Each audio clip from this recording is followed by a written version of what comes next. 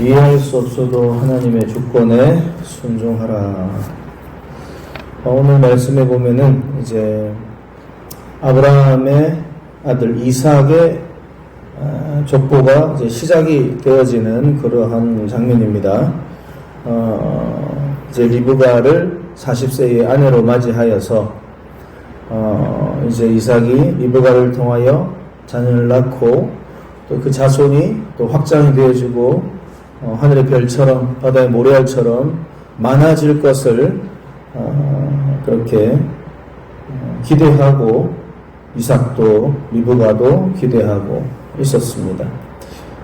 왜냐하면은 아버지 이삭으로부터 또 어머니 사라로부터 분명히 이 약속의 자손, 약속의 민족 계속 들었었어요. 이삭도. 그런데 놀라운 일이 벌어집니다. 집에 아기가 안 생깁니다. 이게 참 우리 인생의 한 부분입니다. 그러니까 하나님의 놀라운 섭리와 계획 가운데 이삭과 리브가가 멋지게 결혼을 했잖아요. 그러면 바로바로 아이가 태어나고 바로바로 막 줄줄이 막 출산이 되고 그럴 줄 알았는데 아기가 안 생겨요. 이 결혼이 하나님이 기뻐하시지 않는 결혼이었나? 그것도 아니잖아요. 뭐 잘못 죄를 저질러서 그런가? 그것도 아닙니다. 그런데 분명히 하나님의 약속의 말씀이 있는데 그리고 기쁨으로 결혼도 했고 모든 섭리와 뜻 안에 이렇게 잘 진행되고 있는데 아기가 안 생깁니다. 아유, 조금만 지나면 주시겠지. 조금만 지나면 주시겠지. 근데 시간이 흘러요. 5년, 10년, 15년. 이해가 안 됩니다.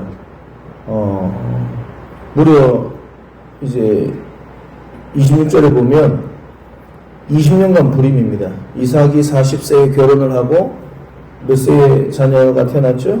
야곱과 에서가 60세.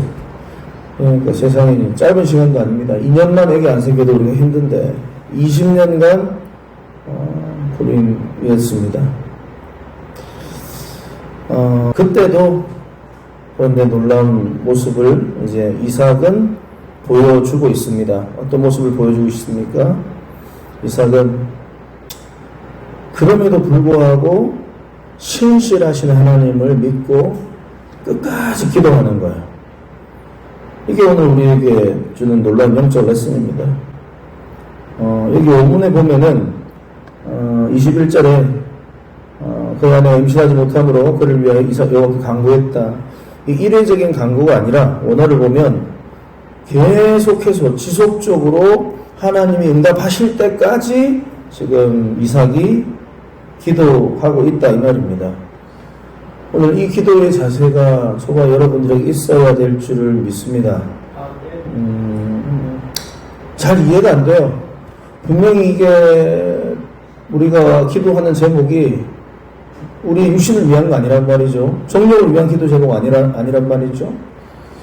당연히 하나님께서 빨리 들어주셔야 될 것 같은데 하나님께서 그렇게 안 해주시는 기도 제목들이 많이 있어요. 그렇지 않아요? 우리 미라클 교회를 놓고 기도할 때도 마찬가지입니다. 저는 하나님 내가 생각하는 부흥은 이렇습니다. 하나님 빨리 부흥을 주십시오. 하나님 빨리 교회가 이렇게 되게 해주십시오. 하나님 우리 자녀가 빨리 이렇게 되게 해주십시오. 하나님 빨리 이 질병이 나아서 빨리 내가 하나님 영광을 위해서 더 멋지게 그렇게 하나님 빨리 좋은 직장 주시고요. 누가 봐도 선한 목적을 가지고 기도합니다. 근데 하나님께서 잘 기도 응답을 안 해주시는 것 같아요. 그러면 포기해야 될 것인가? 아니라는 거죠. 주님은 그 기도의 시간 동안 우리를 만들어 가시는 거예요. 그러니까 우리는 기도하면서 견디는 훈련을 좀 하셔야 돼요. 우리의 시간을 자꾸 하나님을 맞추시려고 안 만듭니다. 카이로스는 하나님의 시간이죠. 크로노스는 인간의 시간입니다. 근데 우리는 자꾸 크로노스의 관점으로 하나님의 역사를 자꾸 바라보는 거예요. 근데 하나님의 시간은 카이로스, 역사하시는 시간이 있어요. 그 시간, 카이로스의 시간을 우리 언제인지 몰라요. 이삭도 지금 언제인지 몰라. 20년, 지금 결과론적으로는 20년인지, 이게 더 될 수도 있었어요, 사실은. 그런데 끝까지 견디는 거예요. 이삭은 포기하지 않냐고, 기도하고, 또 기도하고, 또 기도하고. 우리 하나님은 신실하신 하나님이죠. 그걸 믿은 거예요. 우리 지난주에 살까요? Faithful God. 신실하신 하나님. 그 다음에 선하신 하나님. goodness. 좋다. 좋으신 하나님. 왜 그런지 아세요? 자기 인생 가운데 그런 하나님을 경험했거든요. 모리아 산에서 아버지가 자기를 이제 묶어서 제단 위에 올려서 자기를 죽이려고 했잖아요. 근데 그때 하나님께서 기적적으로 그를 막으시고 아브라함을 막으시고 어린 순양이 저 수풀에 걸려있는 걸 보여주게 하시고 그래서 제사를 드렸잖아요. 자기 대신에. 그런 경험이라든지 또 자기 아내 리브가를 기적적으로 자기 고향 땅에서 이렇게 데려와서 자기가 이제 만나서 결혼했잖아요. 엘리에셀 종을 통해서 들어보니까 이게 완전히 그냥 영화예요, 영화. 그러니까 이삭은 그 선하신 하나님, 내 인생에서 우리 하나님 선하셨다. 그걸 붙들고 기도하는 거예요. 여러분도 이런 기도가 있기를 바랍니다. 여러분 인생에 돌아보면 반드시 선하신 하나님이세요. 저는 믿습니다. 그래서 내 생각과 시기가 좀 달라도 그 하나님을 믿고 나아가는 거예요. 그래서 우리 주님은 여호와 이레 가장 좋은 것을 준비하시는 주님이셔. 내 생각과 다르지만 가장 좋은 때에 가장 좋은 방법으로 역사해 주실 거야. 이렇게 기도했던 겁니다. 그랬더니 21절에 여호와께서 그의 간구를 들으셨다. 결국은 주님께서는 듣고 주님께서 우리의 기도를 사용하신다 이 말이에요. 이사야 58장 9절 네가 부를 때 나 여호와가 응답하겠고 네가 부를 때 말하기를 내가 여기 있다 할 것이다. 야고보서 1장 5절에도 모든 사람에게 후히 주시고 꾸짖지 아니하시는 하나님께 구하라 주시리라. 우리 하나님은 우리 기도에 반드시 응답하시는 하나님이십니다. 하지만 우리가 기도하는 중에 우리가 만들어져야 되기 때문에 견디는 연습을 하셔야 돼요. 믿음으로 견디는 연습을 하셔야 돼요. 넘어가서 이제 21절 말미에 이제 아내 리브가가 하나님께서 이제 복중에 임신케 하십니다. 22절에 근데 이제 또 문제가 생겼어요. 리브가 가만히 보니까 자기 뱃속에 아이들이 태속에서 서로 싸우는 겁니다. 이게 원어로 보면은 이제 막 거의 누르면서 막 이렇게 거의 죽일 듯이 막 싸운다 이런 느낌이에요. 뱃속에서 그렇게 쌍둥이가 싸울 수도 있나 봐요. 네. 리브가 너무 잠도 못 자고 막 몸도 아프고 막 죽을 지경입니다. 그래서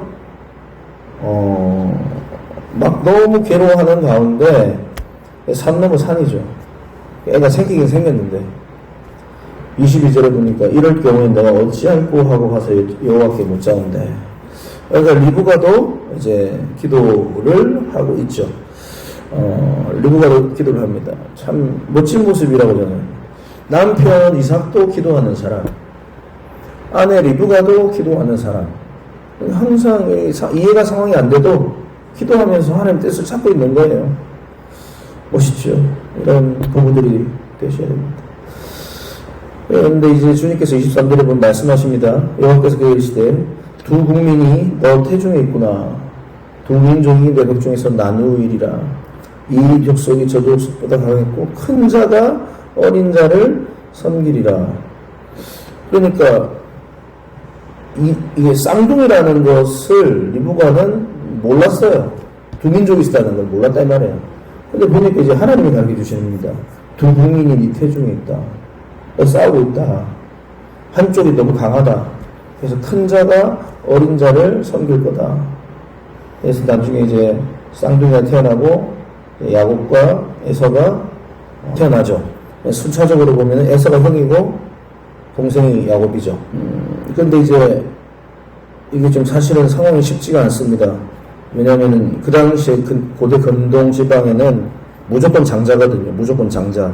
장자가 최고고 장자가 우선이고 장자가 1등입니다. 근데 이제 하나님께서 뭐 이해가 안 되는 말씀을 하시는 겁니다. 어떻게 큰 자가 어린 자를 섬길 것이다. 이런 말씀을 합니다. 이 말씀이 사실은 로마서에 가보면 사도 바울이 이제 이렇게 표현을 합니다. 9장 13절에 보면 주님께서 하나님께서 내가 야곱은 사랑했고 에서는 미워했으며 이런 표현이 있습니다. 그러니까 또 이것도 이해가 안 되죠. 태어나기도 전에 복중에 있는데 내가 야곱은 사랑했다. 내가 선택했다. 그리고 에서는 내가 버렸다. 유기했다. 이런 말씀을 사실은 주님께서 오늘 주신 겁니다. 그래서 오늘 우리가 이 부분을 어떻게 바라봐야 될 것인가? 결국은 우리의 구원이요. 우리의 행위가 근거가 아니다 이 말이에요. 우리의 선행이 근거가 아니다. 네가 잘나가지고 내가 너 구원한 거 아니야. 여러분들이 우리가 수고해서 그런 거 하나님 아니에요. 전적인 하나님의 그냥 은혜. 예, 뭐 다른 거 없어요. 저와 여러분들이 하나님께 선택받은 것은 전적인 하나님의 그냥 은혜입니다. 뭐 그러면은 에서 버림받은 자는 뭐 불평할 수 있습니까? 왜 하나님 나 원래 걔는 버려진 거예요. 그 하나님 뭐 죄 때문에 원래 그곳에 버려진 것이었습니다. 걔는 원래 그냥 있던 처지에 있던 애고 우리는 원래 있던 그 죄악 가운데 우리를 건져주신 거예요. 그래서 은혜죠. 은혜. 하나님의 주권이고 은혜고. 야곱과 에서의 삶을 보면은 뭐 에서는 뭐 얼마나 뭐 엉망으로 살았고 야곱은 얼마나 막 귀하게 살았습니까? 아니에요. 제가 보니까 에서가 더 착해요. 보니까 아버지 말씀도 잘 듣고 가정 안에서 좀 더 좀 뭔가 순종적인 부분도 있는 것 같고 야곱은 얼마나 약삭 빠르고 항상 그냥 인품도 엉망이에요. 사기만 치고 거짓말이 늘 입에 붙어가지고 그런데도 보면 하나님께서 야곱을 그냥 선택하고 사랑한 거예요.